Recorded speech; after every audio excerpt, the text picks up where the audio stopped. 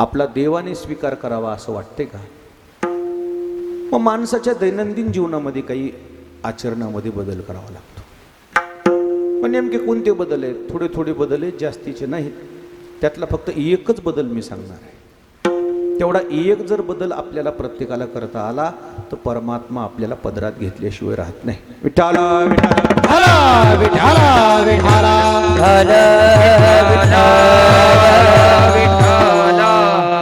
नेमकं माणसाला करायचंय काय?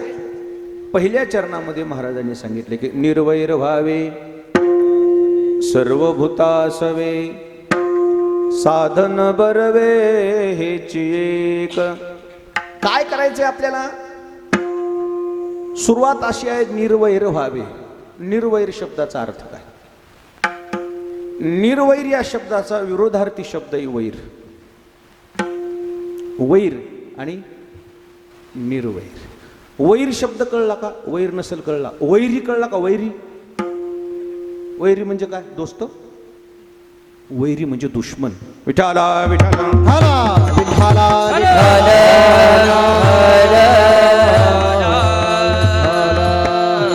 संसारिक जीवनामध्ये, प्रापंचिक जीवनामध्ये एकच गोष्ट करायची मंडपातल्या मंडळीने.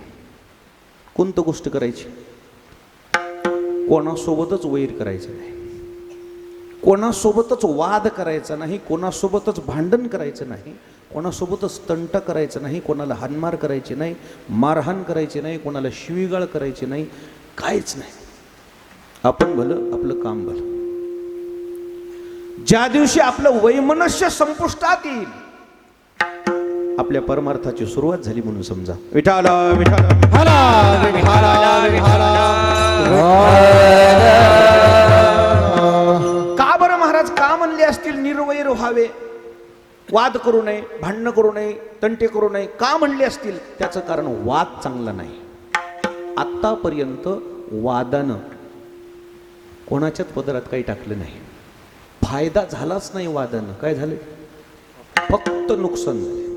वादानं फायदा होतच नाही, भांडणातून काही हाताला लागतच नाही. फक्त माणूस डिप्रेशन मध्ये जाते, डिस्टर्ब होते. विठाला विठाला विठाला विठाला. पण या वादाच्या मुळाशी जाऊन कधी विचार केलाय का? वाद निर्माण कशा करता होतो?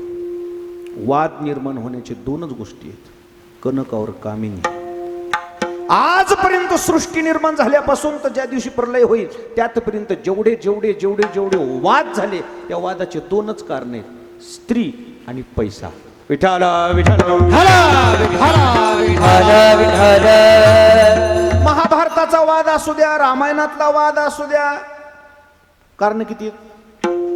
कनक और कामिनी. एक स्त्री आणि दुसरा पैसा.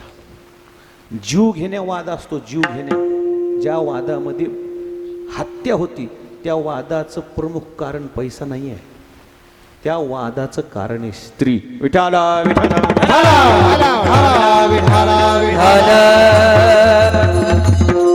राग अनावर होतो माणसाला.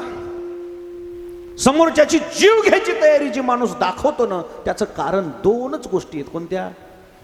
एक पैसा आणि दुसरी स्त्री.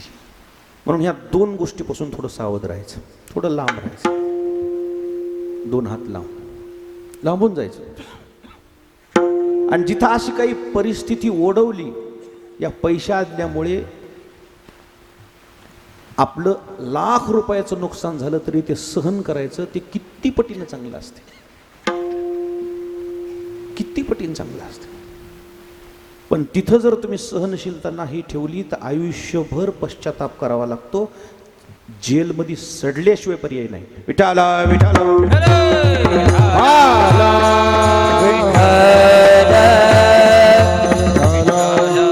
महाभारताचा वाद कशा करताय? महाभारताचा वाद आरंभ वादाचा झाला कशामुळे? पैशामुळे. आणि त्या वादामध्ये ठिणगी पडली द्रौपदीच्या बोलण्यामुळे.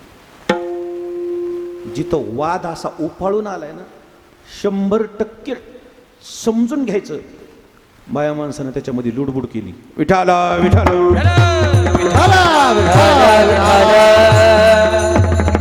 भाऊ जर बोलला ना, काही वाटत नाही माणसाला. ही बाहेरची येऊन आपल्याला बोलणारी कोण? तिथं युगो माणसाचा हार्ट होता. भावानं बोल द्या बापासारखा. हिनं तोंड खुपसायचं कारण काय? मग आता ठरलंय थुटुक. या माणूस थराला जातोच याचं कारण फक्त यांचं इंटरफिअर. विठाला विठाला भगवान श्रीकृष्णानं मध्यस्थी करूनही महाभारताचा वाद आटोक्यात आला नाही, त्याचं कारण द्रौपदी आहे. दुर्योधन मय सभा पाहण्याकरता आलेला. इंजिनियर इतके छान होते, मिस्त्री एवढे चांगले होते, असा मंडप बांधला होता, एवढी कलाकृती होती. नेमकं जिथं पाणी आहे तिथं फरशी आहे, जिथं फरशी आहे तिथं पाणी आहे, असा भास व्हायचा. दुर्योधन आल्याबरोबर दुर्योधनाला सुरुवातीला काय दिसलं? पाणी आहे, माझे कपडे धोतर भिजल म्हणलं. असं वर सावरल्यावर द्रौपदी हसली. खरं सांगतो त्यावेळेस दुर्योधनानं मान्य केलं, बरोबर आहे म्हणलं वहिनीचं. काय आहे इथं? काय आहे? फरशी आहे. आणि मी काय समजतो? हसणं साहजिकच आहे म्हणले. परंतु 10 फूट अंतरावर गेल्यावर काय होतं? पाणी होतं. त्याला काय वाटलं? फरशी आहे. सारा ताड गेला की त्या पाण्यामध्ये जाऊन भाडकन पडला. पडल्यावर धोतर भिजलं, कपडे भिजले. आणि त्यावेळेस द्रौपदी गदगद हसली. आणि त्यावेळेस द्रौपदीच्या तोंडातून शब्द निघाले, बाप आंधळा आणि पोरं आंधळी. शब्द झोंबला ना. तो शब्द श्रीकृष्णानं समजूत घातल्यानंतरही महागार आला नाही. त्याचं कारण आहे, जेवढ्या बसलेल्या महिला मंडळीत पुढच्या वर्षी मी कीर्तनला येईल न येईल माझं काही घेणं देणं नाही. एवढं माझा एकच शब्द थोडं जिभेला लगाम घाला. विठाला विठाला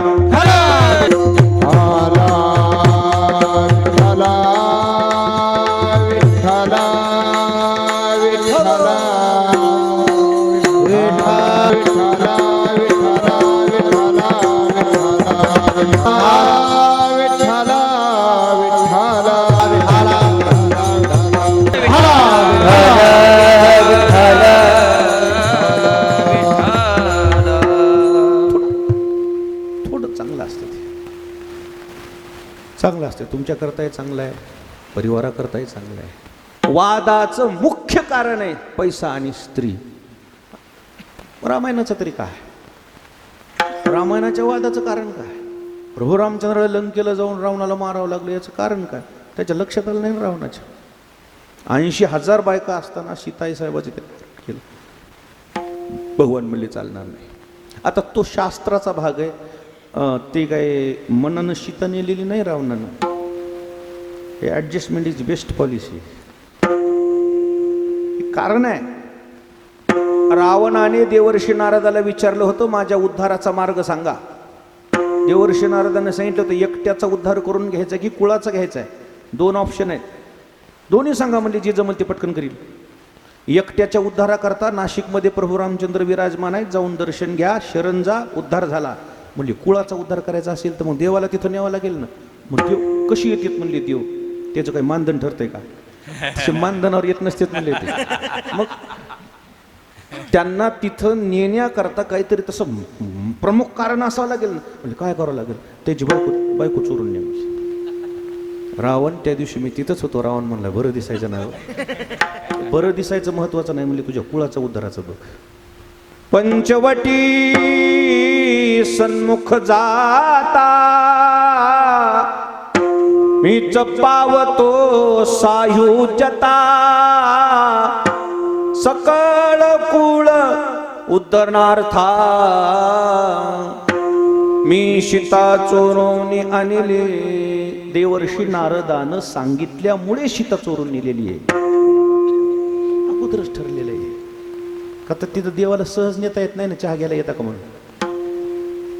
काही प्रमुख कारण नाही एवढ्या मोठ्या देवाला न्यायचं. तिथं काय लागल ना तसं, काही जिव्हाळा लागेल, काही भक्तीचाच प्रकार आहे विरोध करणं. भक्तीचे 2 प्रकार आहेत, एक शरणांगती, दुसरी विरोधाभक्ती. शरणांगतीनं एकाच जन्मात उद्धार होते, विरोधानं 3 जन्म लागले. हिरण्याक्ष, हिरण्यकशपू, रावण, कुंभकर्ण आणि शिशुपाल, जयद्रथ, वक्रदुंत. हे 3 जन्म लागले रावणाला. मला ते सांगायचं मला इथं नाही विषय, पण मला एकच सिद्धांत मांडायचा आहे. राम प्रभूला राग यायचं कारणच काय? सीता चोरून नेली ना. म्हणजे सिद्धांत मला असा मांडायचा आहे, रामायणातला वाद असो की महाभारतातला वाद असो, या वादा पाठीमागे प्रमुख कारण आहे स्त्री. विठाला विठाला विठाला विठाला विठाला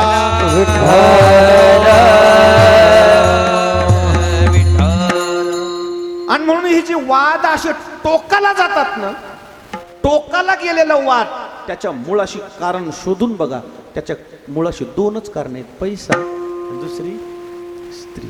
आणि म्हणून कुठं कुठं पेपरला पण घटना येतात, पूर्व वैमनस्यातून निर्गुण हत्या. मग ते काय वैमनस्यच आहे. आणि जाणीवपूर्वक वैमनस्य जर केलं तर ते वैमनस्य हानिकारकच ठरतंय. आणि म्हणून शक्यतो माणसाने जीवन जगत असताना शास्त्राचा आधार घेतला. कोण्याही जीवाचा कोण्याही जीवाचा कोणाही जीवाचा नगडो मस कोणाही जीवाचा कोणाही जीवाचा कोणाही जीवाचा नगडो मस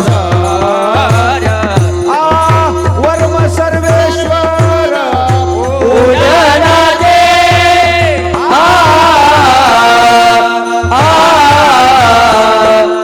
काजी तुम्ही आई काजी तुम्ही आई काजी तुम्ही भक्त भागवत आई काजी तुम्ही आई काजी तुम्ही आई काजी तुम्ही भक्त भागवत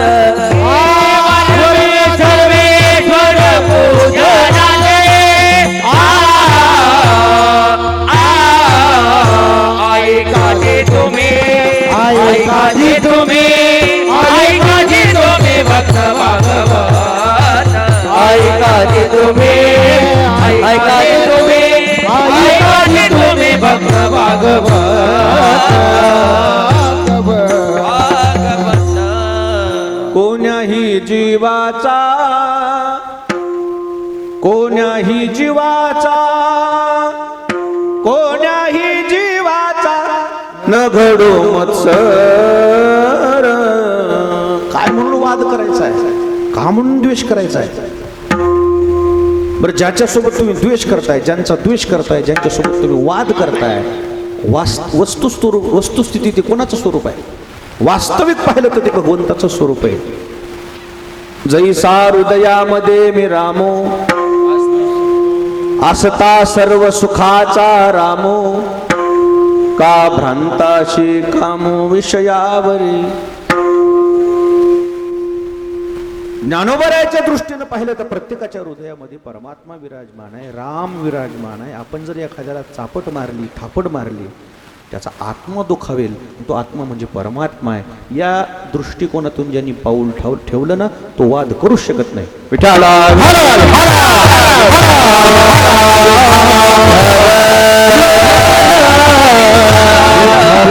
मला इथं समस्त ग्रामस्थ मंडळी डासाळा तुम्हाला एक प्रश्न विचारायचा आहे. एकच उत्तर येत आहे सर्वांचं, असं मला अभिप्रेत आहे. मारायला ताकद लागती का माफ करायला ताकद लागते?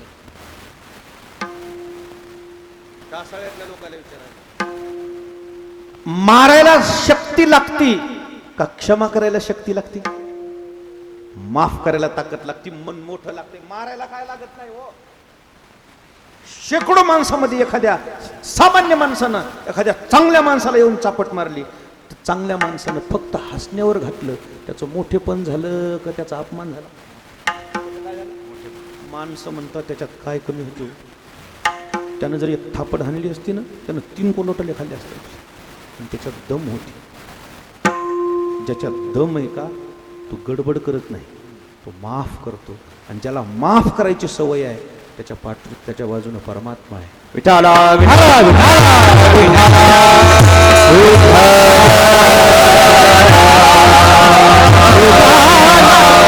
म्हणून जेवढं होईल तेवढं महागार घेणे चांगले असते. महाग हा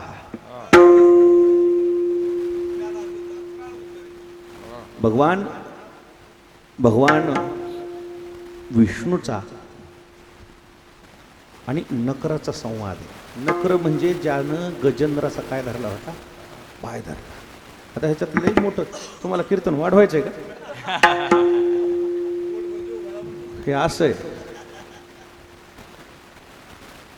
भगवान श्रीकृष्ण, भगवान विष्णूने त्या गजेंद्राचा धावा ऐकून त्याला सोडवण्याकरता तिथं धाव घेतली, त्याला सोडवलं आणि त्या दोघांचा वाद मिटल्यानंतर त्या नकरानं देवाला बोलायला सुरुवात केली.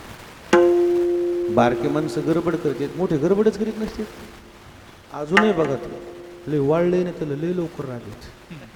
जो जाड जुड आहे ना ते लवकर रागवत. आणि जर मग एकदम जर त्याला आता मग त्याला सहनच झालं नाही तर 2-3 माणसाला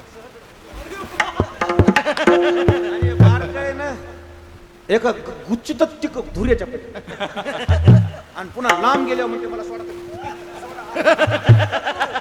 इतक्या लांब कशाला आला मग? हे गडबड करतात बारके, मोठे माणसं गडबड करीत नसते. असा नकर बोलला होता. नकर म्हणजे ते मगर. का म्हणले देवा, आमच्या भांडणामध्ये तुम्ही काय म्हणून आले? भगवान म्हणले काय नाही, त्यांनी मला बोलवलं. नाही पण आमचं हे नेहमीच आहे म्हणले, ही माझी शिकार आहे, हे माझं खाद्य आहे, असं आहे तसं आहे. तुम्हाला हे बरं दिसलं का म्हणते? मला मारलं, त्याला सोडलं. शास्त्र सांगू लागलं बरं का ते. हे जे बारकी आहेत ना त्याला शास्त्र बी लवकर. वाळी पडला होता ना रणंगणामध्ये, वाळी प्रभू रामचंद्रांनी बाण मारल्यावर वाळी शास्त्रार्थ करू लागला प्रभू रामचंद्रासोबत. हे बरोबर आहे का? तुम्ही झाडाच्या पाठीमागं उभा राहून मला बाण मारणं हे शास्त्र आहे का? भगवान प्रभू रामचंद्र म्हणले, भावाची बायको म्हणजे लेकीप्रमाणे.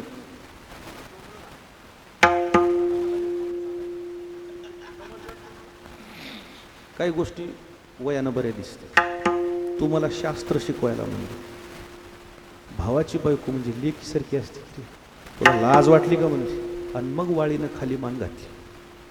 आणि ज्यावेळी मग दोघांचा शास्त्रार्थ झाला, शेवटी प्रभू रामचंद्र वाळीला जिवंत करायच्या तयारीत होते. वाळी म्हणलं नाही, मी नशीबवान आहे, तुमच्या हातानं मला मरण आलं, मी वाया जाणार नाही, माझा उपकार आहे.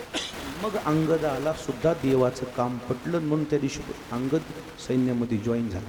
नाही तर ज्यांना आपला बाप मारून टाकला त्याच्यासोबत माणूस काम करते होय. 302 तर दाखल करेल. अंगदाच्याही लक्षात आलं की माझ्या वडिलांची चूक आहे, देवाची चूक नाही. ते छोटे शास्त्रार्थ करतात. नकरानं शास्त्रार्थ ज्यावेळेस बोलायला सुरुवात केली, त्याचं बोलणं असं होतं, लागेल असं बोलणं होतं. त्यावेळेस ते बोलणं भगवंतानं कसं सहन केलं? देवाशी हसू आले. मोठ्या माणसानं छोट्या माणसानं गडबड केल्यावर ती हसण्यावर घालायची असते आणि वेळ सारून न्यायची. वादामध्ये तिथं ठिणगीच पडत नाही. जेवढे डासाळातली माणसं आहेत त्याला मला विचारायचंय, खो खो खो खो आहार आहे, विस्तव आहे आणि एखाद्या वळीवर टाकला तर काय होतं? वळी पेट घेते, गंजी पेट घेते, कडबा पेट घेतो आणि तेच विस्तव काळ्या रानात पडल्यावर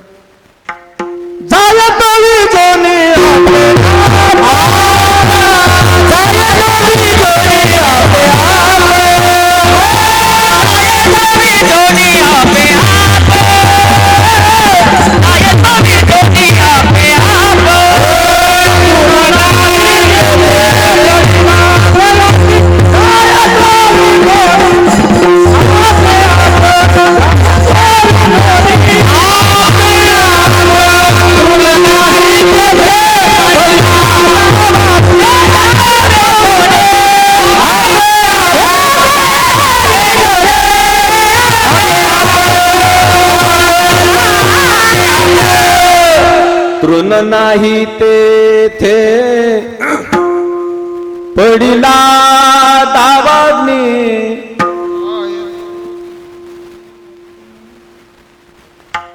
माझ्या स्वरात बसन ते. तृण नाही तेथे पडिला दावाग्नी, जायतो विझोनी आपे आप. जेवढे बसलेले नवयुवक आहेत त्यांनी संकल्प करा, आपण कडब्याची वळी नाही, आपण काळं रान आहोत.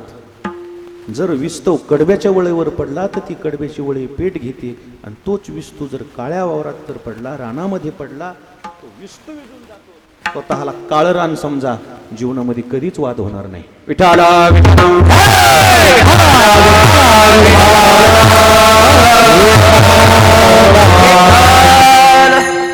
आणि म्हणून हा जो वाद आहे, अनेक वाद आहेत. मी म्हणतो वाद असावा भी हो.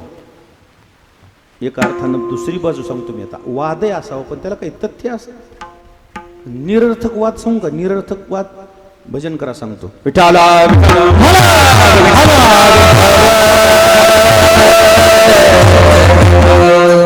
खेड्यात राहणाऱ्या महिला शहरामध्ये बाजाराकरता फुलं भाजीपाला घेऊन जायच्या विकायला, आणि विकणं झाले की त्या रिकामी टोपली घेऊन रेल्वेने पॅसेंजर गाडीनं परत निघालते. पॅसेंजर गाडी म्हणजे काय, त्याला लई काच भारी असतात अशातला काय प्रकार नाही. कुठं थांबते ती, काही विषय नाही. गवताची भारी, दुधाच्या कॅन्डी, एक्सप्रेस आली की लावलीच बाजूला. कोणती गाडी? पॅसेंजर आहे. उशिराही गेली तर इतकं काही लोक ऑफिसर नसतात ना, त्याच्या ऑफिसर नाहीच. आमच्यासारखे साळे भोळे, अर्धा तास लेट झालं त्यांचं मानधन कमी होत नाही ना. महाराज आहेत बाबा, काय करते ते आता, गाडीच लेट झाली म्हणून असं धकत आहे. पॅसेंजर गाडी, त्या दोघी जणी बसल्या. एक जण आली की पटकन खिडकीची जागा धरली. खिडकीची जागा धरली, तिच्या बाजूला एक जण बसली. तिकीट काढलं आणि बसली. बिना तिकिटाचं नव्हती. सुरू केली कुरकुर कुरकुर कुरकुर भांडणं. ती म्हणली खिडकी लाव का ती म्हणली लावित नाही. खिडकी लाव म्हणाले, ती म्हणली लावित नाही. मला थंडी सहन होत नाही, बरं मला सर्दी होईल. ती म्हणली मला गरमी सहन होत नाही म्हणून मुद्दाम खिडकीची येऊन जागा धरली. आणि तू कोणीस का म्हणली मला खिडकी बंद करायला सांगायला? कोणच म्हणली तू जागीदार. अशा भांडायला लागल्या. 2 स्टेशन गेलं, 3रं स्टेशन गेलं. सुज्ञ एक सुशिक्षित माणूस चुकून बसलो होतं त्या गाडीत. काय चुकून बसलो रे बाबा म्हणला, काय नशिबाला आलंय माझे. किर किर किर किर किर किर किर किर करायला. इतक्या भांडणं, शिवीन गाळीन, आज्या पंज्या माय. आज आता कुठवर गेल त्या तुम्हाला काय सांगू नका. इतके भांडणं, इतके कडाक्याचे भांडणं झाले. शेवटी टीटी आले. आणि ते टीटी आल्यानंतर ते सुज्ञ माणूस म्हणला, साहेब बघावं याचं काय, बघा जरा. ते टीटी गेला तिथं. ओ बाई का भांडतो? साहेब 2-3 स्टेशन झालं हिनं मला भांडून का नाही इतकं तंग केलंय. का हो भांडायचं काय कारण आहे? साहेब तिला खिडकी लावायला सांगा, मला थंडी सहन होत नाही. साहेब मला गरमी सहन होत नाही म्हणून जाणीवपूर्वक खिडकीला पहिल्यापासूनच येऊन बसते म्हणजे मी, मला मळमळ होते म्हणजे. ही कोण हो म्हणली मला सांगणारी खिडकी लावा? नाही लावीत म्हणली मी. शहाणा माणूस त्यानं काचाकडे बघितलं. ते म्हणलं हो साहेब काय त्या खिडकीला काच आहे का बघा की आधी. काय नाही, काचच नाही, लावता काय? 3 स्टेशन भांडणं. ती म्हणाली लाव, ही म्हणली लावित नाही. अरे नाहीच तर लावता का? कोणचा वाद आहे?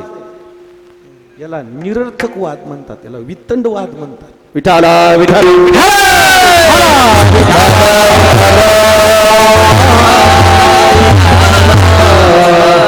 असे छोटे छोटेच वाद आहेत खेड्यानं. इकडून जाऊ देत नाही. हे रस्ता पहिल्यापासूनच तुम्हाला नाही, तुम्हाला तिकून रस्ता. कसं जातोस तू? जाय.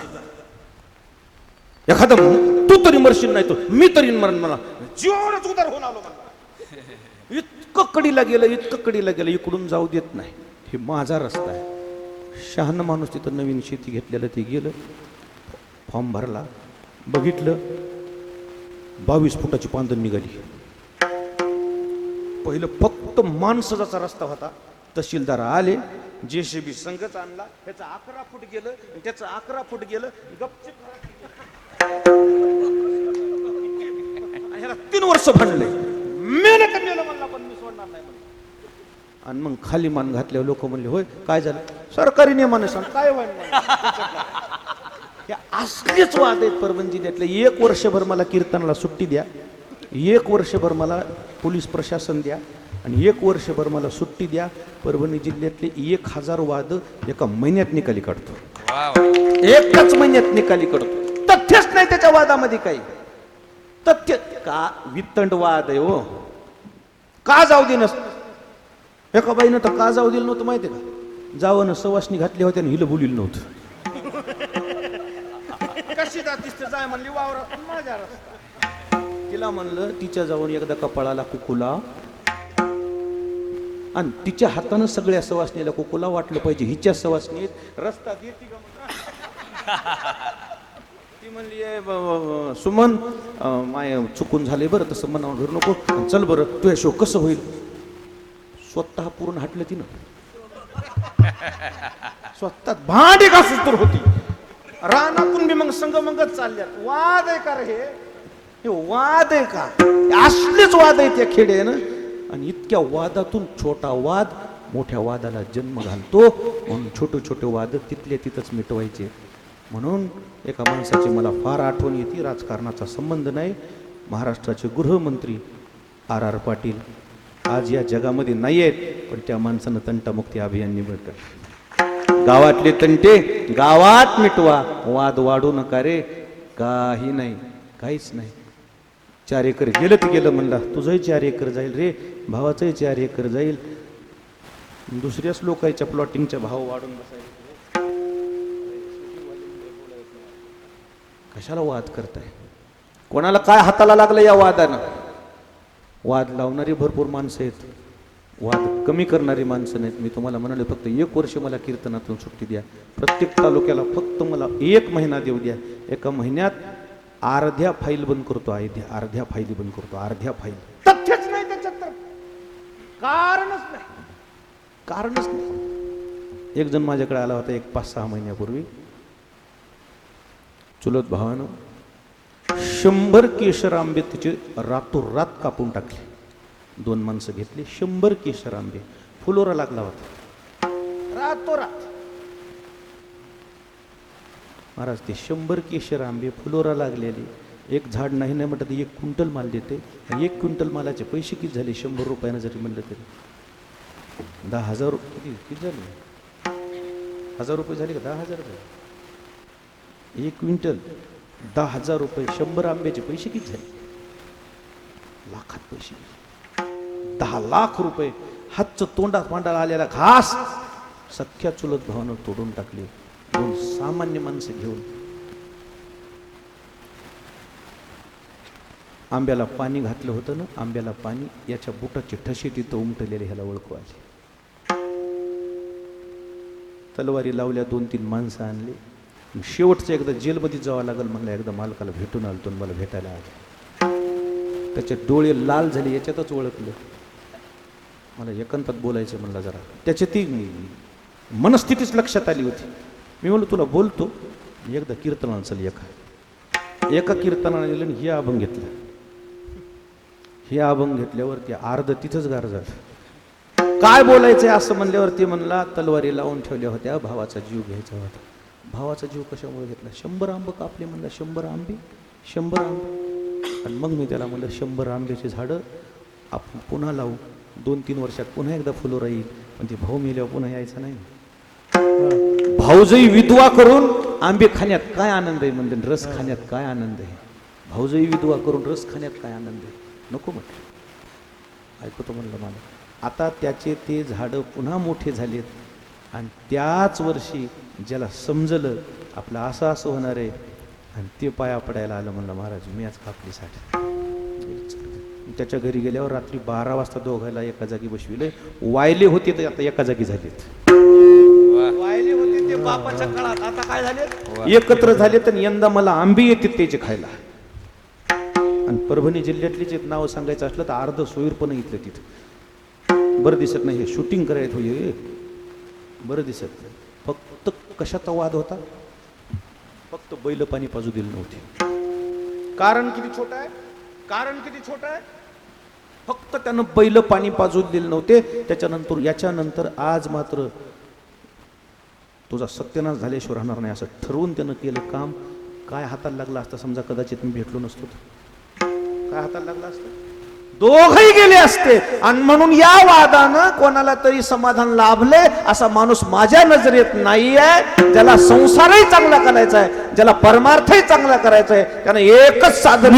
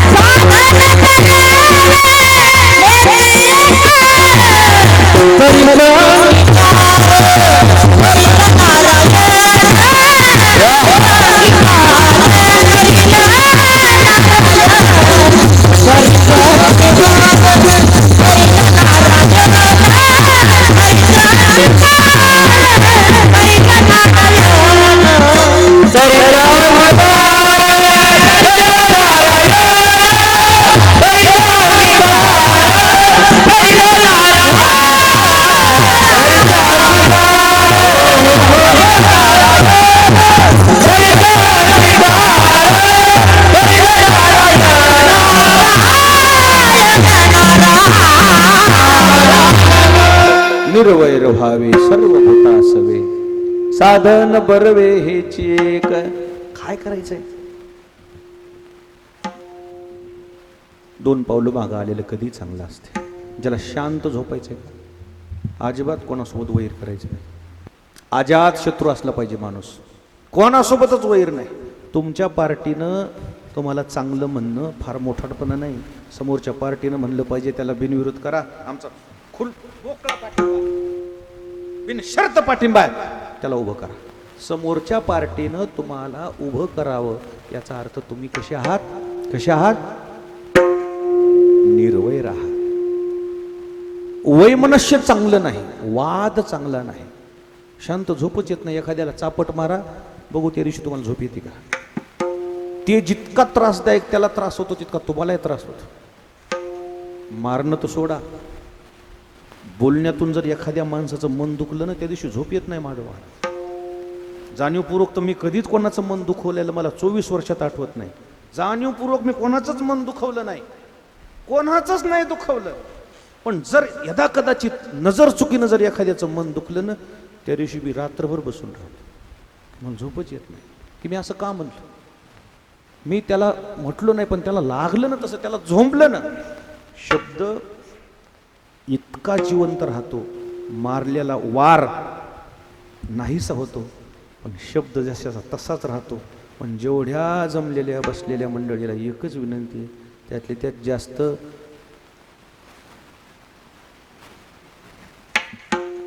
फक्त जीभ सांभाळ. जर तुम्ही समजलात ना, मला एवढंच टाळायचंय, मला काय करायचं, फक्त बोलणं टाळायचं, खरंच तुमचा सुखाचा संसार होईल. माणसं लग्न झाल्यावर वेगळे राहतात, वायदे राहतात का लग्नाच्या आधी?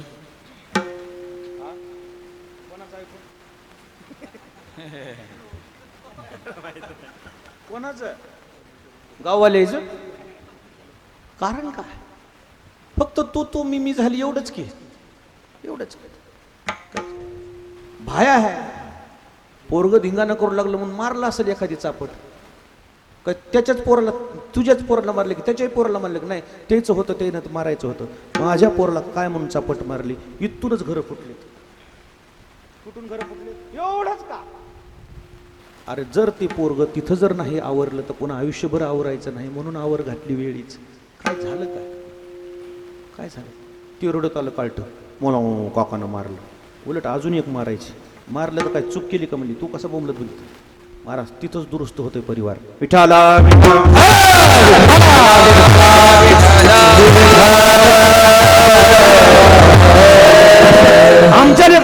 मागायचं त्यांचं काय काम आहे? इथून म्हणलं की संपला विषय, हो नातच संपलं. परकेपणा आला की संपलं, जीवनात अर्थच काय. आणि म्हणून जेवढं होईल तेवढं माया बहिणी, माता भगिनी, तुम्हाला कळकळीची विनंती आहे, इस्त्र्या करून जा इथून. कशाच्या? जिभीच्या. तुम्ही इथून गेले की सगळे आता जाताना म्हणायचं, माय मी मुकी आहे, मला बोलता येत. तुम्हाला ज्या दिवशी वाटेल मौन हे सर्वार्थ साधन आहे, मौनापेक्षा जगात सगळं साधनच मोठं कोणतं नाही. म्हणून आपल्याला एकच करायचं, फक्त जीभ सांभाळायची, काहीच करायचं नाही. दिसायली नादान पण जीभ चांगली नाही हो. एके दिवशी या जिभीचं दातायचं भांडण लागलं. हे 32 जण होते, बहुमत यायचं, आणि जीभ अपक्ष एकटूच. हे 32 जण एक दिवशी आले आणि म्हणले, हिचं लईच वाढायले रे, म्हणले कसं करायचं. एकत्र आले, ती मिटिंग घेतली, म्हणजे ए काय निटरा. ती म्हणली काय झालं? निटरा म्हणून सांगायला ना, आमचं बहुमत आहे, आम्ही 32 आहेत, तू एकटी आहेस, शानपणा करू नको. ती म्हणली इतक्या जोरात काय झालं बोलायला? दंत कहे जीव से हम 32 तू अकेली माय, हम 32 आहे म्हणजे तू एकटी आहेस. ती म्हणली मी एकटीच आहे, एक बार तिडी चली तो 32 गिरजा. मी जर एकदा वाकड बोलले ना, समोरचा माणूस तातच पाडीन म्हणते. नीट राहा म्हणली तुम्ही. विठाला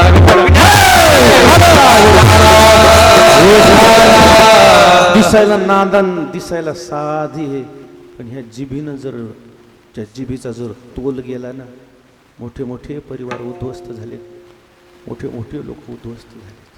आणि म्हणून जेवढ्या माया बहिणी कीर्तन आल्यात ना, मला काय तळतळाट लागायच्यात लागू द्या तुमचा. फक्त तुमचा संसार सुखाचा व्हावा वाटतंय का? फक्त हे जीभ सांभाळावं.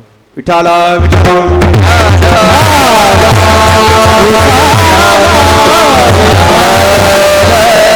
त्याच तोंडानं वाकडं बोलण्यापेक्षा त्याच तोंडानं चांगलं बोला ना. साच आणि मवाळ मिथले आणि रसाळ शब्द जैसे कल्लोळ अमृताचे. चांगलं बोलायचं.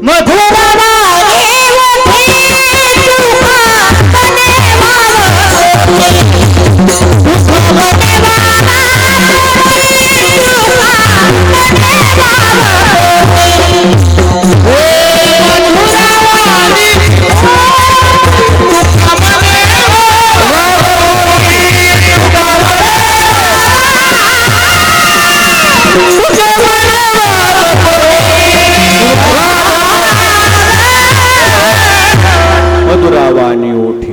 तुका म्हणे वाव पोटी चांगलं बोलायचं, वाकडं बोलायचं नाही, तीड बोलायचं नाही, टाकून बोलायचं नाही, घालून बोलायचं नाही, चांगलं बोलायचं. त्याच तोंडात नसेल तर गप्प बसलेलं बोला. बोला. हे जीभ जर सांभाळलीनं वादच होत नाही. तो वादाची जननीच ही तोंड आहे. त्या तोंडामुळे वाद जन्माला येतात. म्हणून जगद्गुरु तुकोबाराय म्हणजे काही करू नका, निर्वैर व्हावे सर्व भक्ता सवे. महाराज कोणासोबतच वाद नाही. हो महाराज, आमच्या या मराठवाड्याचं तर एवढं वैशिष्ट्य आहे, खरं सांगू का, बीड जिल्ह्यामध्ये जगमित्र नागा म्हणून फार मोठे संत झाले. परळीमध्ये फार मोठं मंदिर आहे पोलीस स्टेशनच्या बाजूला. ज्ञानोबारायच्या समकालीन संत आहेत, फार मोठे संत आहेत, फार मोठे. महाराज इतकी चित्ताची शुद्धता होती त्यांच्या. परळीच्या डोंगराच्या पलीकडून वाघाच्या गुहा होत्या, मोठ्या मोठ्या. वाघाच्या गुहेत जाऊन तप करायचे. इतकं नाव झालं, इतकं नाव झालं, त्या काळातल्या राजाला कानावर आली वार्ता. राजानं बोलून घेतलं, कुठं जाता तुम्ही? तिकडं काय नाही, भजन करायला जातो म्हणजे. तिकडं वाघ सिंह, भीती वाटत नाही का? वाघ सिंह काही करीत नाहीत म्हणजे. साहेब मला काय करीत नाहीत? तुमच्या ओळखीचे आहेत का? ते माहित नाही, पण मला काय करीत नाहीत. चावत नाहीत तुम्हाला? नाही. उद्या घेऊन या बरं एक वाघ आपल्या दरबारात, आणतो की म्हणजे. तप करायला गेले होते, कुत्रे पळले आणि वाघ आपले त्याच्या मांडी लावून बसत होते. पळलेल्या कुत्र्यासारखी जिभणी चाटीत होते त्याच्या पायाला. गेले, तपश्चर्या झाली की एक उपरनं कमरचं काढलं आणि एका वाघाच्या गळ्यात घातलं. जरा गावात जाऊन येतो चल म्हणलं. ते वाघ असा दरबार भरलेला. त्या काळातल्या राजाच्या दरबारामध्ये मोठी मोठी वाघ बसली होती, मंत्री संत्री. हे वाघ घेऊन कुत्र घेऊन आल्यापासून आलेत हे दरबारामध्ये आल्याबरोबर ते जे मंत्री होते ना त्या खुर्चीवर बसले तर पाय महाग सरून म्हणाले, सरकार का ये देखो. ते वाघ घेऊन आलेले ते जगमित्र नागा महाराज पाहिले की त्या काळातल्या राजानं सांगितलं, छोडो मत. काय काय मंत्र, छोडो मत म्हणजे सोडून द्यायला आणलं नाही, तुम्ही आणा म्हणजे नाही उधरले जा, उधरले जा, छोडो मत. एकच मंत्र. महाराज एवढे वाघ होते ह्याच्या सेनापती, एवढे मोठे मोठे पहारी वाकवायचे. अर्ध्या लोकांचे धोत्र पिवळे झाले. कोणाला बघून? वाघाला बघून. महाराज त्यांनी पुन्हा वाघ नेऊन सोडला आणि वाघ नेऊन सोडल्यावर वेशीत आल्याबरोबर ह्या राजानं साष्टांग दंडवत घातलं, वाचत गाजत परळीमध्ये प्रदक्षिणा घातली. स्वतः खांद्यावर घेतलं जगमित्र नागा महाराजाला, स्वतः खांद्यावर घेतलं. आणि त्या दिवशीपासून त्यांना नागा, फक्त नाव होतं नागा महाराज, ही उपाधी दिली, जगमित्र नागा महाराज. वाघ सुद्धा ज्यांना दंश करत नाही, वाघ सुद्धा ज्यांचा मित्र होऊ शकतो, अशी त्या काळातली त्यांची उपाधी होती. चित्त शुद्ध तरी शत्रू मित्र होती, व्याघ्रही न खाती सर्पतया. आमच्या परभणी जिल्ह्यामध्ये राष्ट्रसंत पाचलेगावकर महाराज यांच्या अंगावर भुजंगा नावाचा साप खेळायचा. दात पाडलेली होती का तिची? नाही, अजिबात. कुठे जाऊन ते साप कुठे गेले की ते साप त्याच्या अंगावर खेळायचे. साप चावत नव्हता, त्याचं कारण आहे त्यांच्या चित्ताची शुद्धता झाली होती. शत्रुत्वच नव्हतं त्यांना, शत्रुत्वच. एकदा मोठे महाराज आपले भेटायला गेले दर्शनाला, महादेव महाराज. पाचलेगावकर महाराजाचं दर्शन घेतलं, एकादशी होती. पाचलेगावकर महाराजांच्या खांद्यावर जे भुजंग नावाचा साप होता, असा मोठा फणीक आलेला, तो उचलला त्यांनी, महाराजाच्या मांडीवर ठेवला. त्यांना अशी फणी काढली. महाराजाच्या पुढं आल्यावर महाराज एक नाही दोन नाही शांत बसले होते. महाराजांनी ते पाचलेगावकर महाराजांना तो भुजंग उचलला. म्हणजे भुजंगा काय भाजलेलं मडकं आहे म्हणले, होय बाजूला. काय म्हणले? ते भाजलेलं मडकं आहे म्हणले, बाजूला होय. आणि मग महाराज म्हणले, महाराज हे जे आहे ना तुम्हाला बरं दिसतं, तुम्हाला तुमचं हे भूषण आहे म्हणजे, आम्हाला बरं दिसत नाही म्हणले. आम्हाला सांगितले तुका म्हणे सर्प विंचू नारायण वंदावी दुरून शिवू नये. कशाला आम्ही शिवा म्हणले, पण तुम्ही टाकलंय म्हणून आम्ही दर्शन घेतलं म्हणले. परंतु हे हार तुमच्या गळ्यात बरा दिसतो, कारण तुमच्या चित्ताची एवढी शुद्धता झाली आहे. तुम्हाला शत्रूच कोण नाही, वाघही शत्रू नाही आणि तुम्हाला सापही शत्रू नाही. असं अजात शत्रू जीवन ज्यांचं आहे का, त्यांनाच परमात्मा प्रवेश देतो. हरी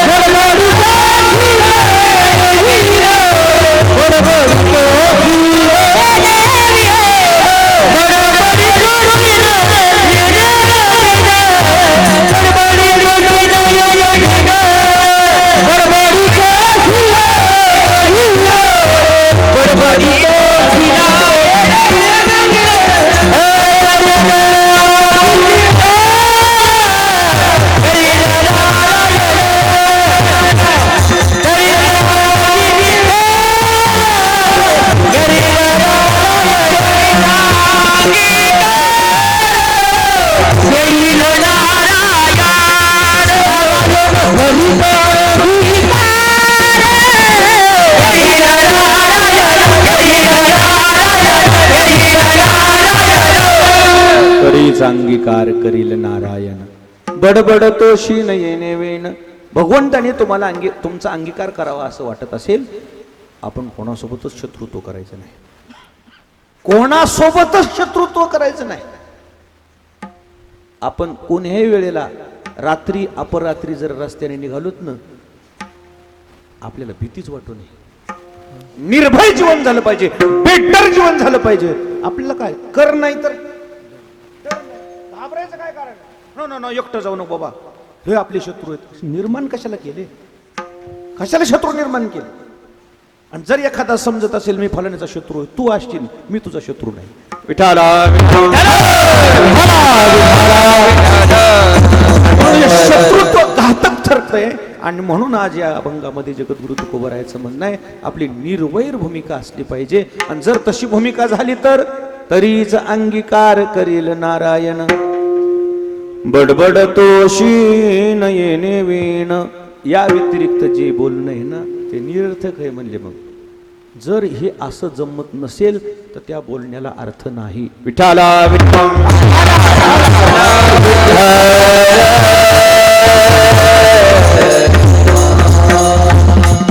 भगवंतानं आपल्याला पदरात घ्यावा असं वाटत असेल ना, हिरण्यकश्यपूनं विरोध केला भक्त प्रल्हादाचा. भक्त प्रल्हादाने केला का? हिरण्यकश्यपूनं वैमनस्य कोणासोबत केलं? भक्त प्रल्हादासोबत. किती प्रयोग केले मारण्याकरता? 11 प्रयोग केले. भक्त प्रल्हादानं काही म्हटले का? तो तुमचा स्वभाव आहे, हा माझा स्वभाव आहे. एकच वाक्य लक्षात घ्या, जो सहन करे व साधू आहे. ज्याला सहन करायचं जमतंय का, त्याचंच तर नाव साधू आहे. सहनशीलता हे सगळ्यात मोठा दागिना असला पाहिजे. सगळ्यात मोठा सहन करायचं. थोडं सहन केलं ना, जीवन लय सुखी जात.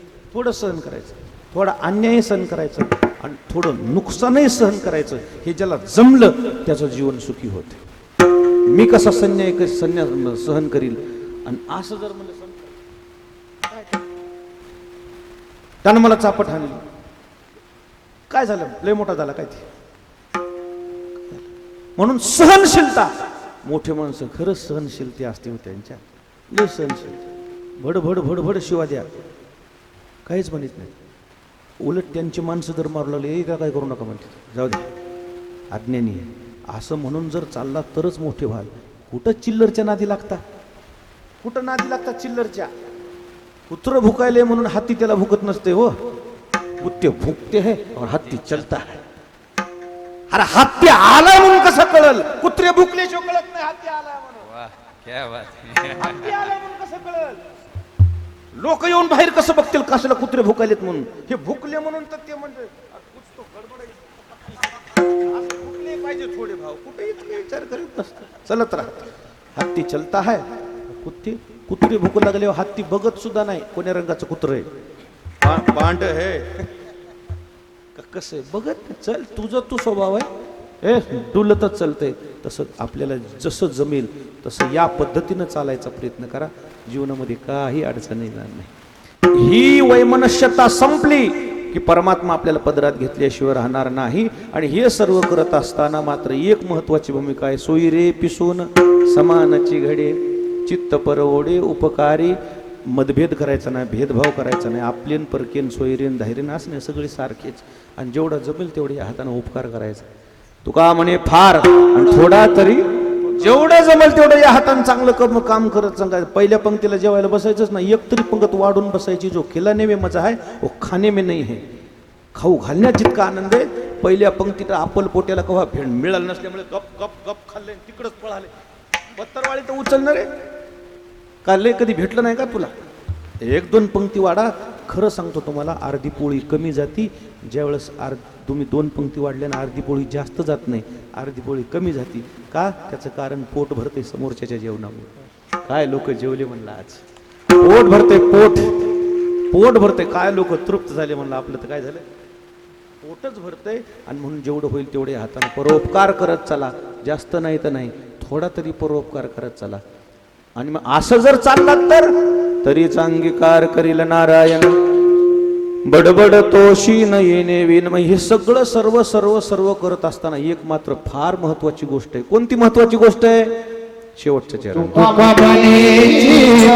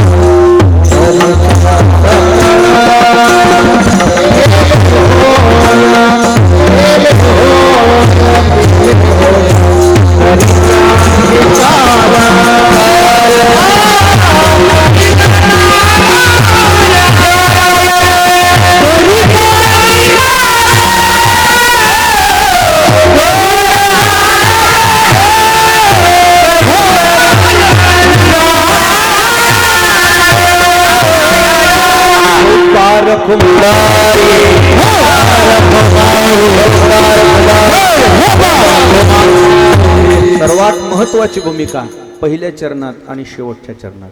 पहिल्या चरणामध्ये निर्वैरता, वाद करायचा नाही, आणि शेवटचं चरण शुद्धता. निर्वैरता आणि शुद्धता ज्याला जमली त्याला परमात्मा पदरात घेतो. शुद्धता म्हणजे काय? काय शुद्ध करायचे? चुका म्हणी चित्त झाली या निर्मळ, तरीच सकळ केले होय. त्याचं शरीर निर्मळ नसलं तरी चालते, त्याचे कपडे निर्मळ नसले तरी चालतील, फक्त त्याचं चित्त निर्मळ पाहिजे. एकदा का चित्ताची शुद्धता झाली ना, मग भगवंताला बोलवायची गरज नाही. आता तुमच्या सध्या एखाद्याच्या शेतामध्ये आंब्याचं झाड असेल, आंब्याच्या झाडाला पहाडं लागले, तुम्हाला कळते की पक्षाला अगोदर कळते? मग त्या पक्षाला, त्या पाखराला तुम्ही आमंत्रण दिलं होतं का खायला या म्हणून? कसं काय आले? पिकली या फळाप्रती पक्षी स्वये तुष्ट. एकदा का फळ पिकले ना, त्याला पहाडं लागले ना, पाखराला सांगायची गरज नाही, पाखर मनानं येतात.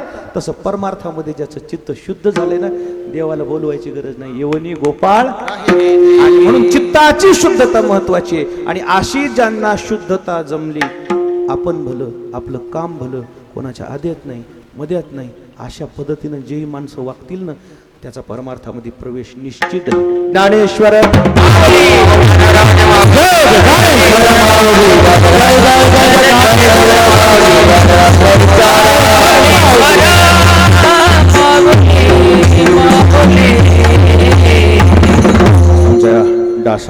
डासाळ्यामध्ये राहणारे आमचा हा वाघ परिवार सध्या वास्तव्याला नाशिक क्षेत्रामध्ये आहे. शून्यातून विश्व निर्माण केले, स्वतःच्या पायावर उभा राहिलेत, कष्टानं, मेहनतीनं, जीवनामध्ये काहीतरी कर्तृत्व करून काहीतरी जीवनामध्ये मिळवलेलं आहे.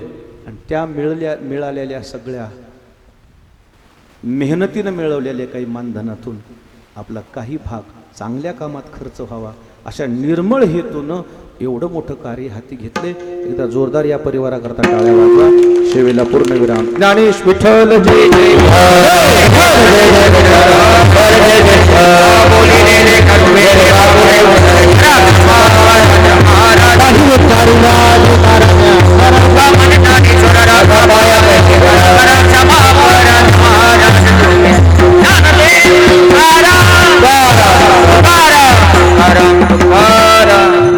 कुंडली कवरते हरि विठ्ठल श्री देव तुकाराम भगवान की जय.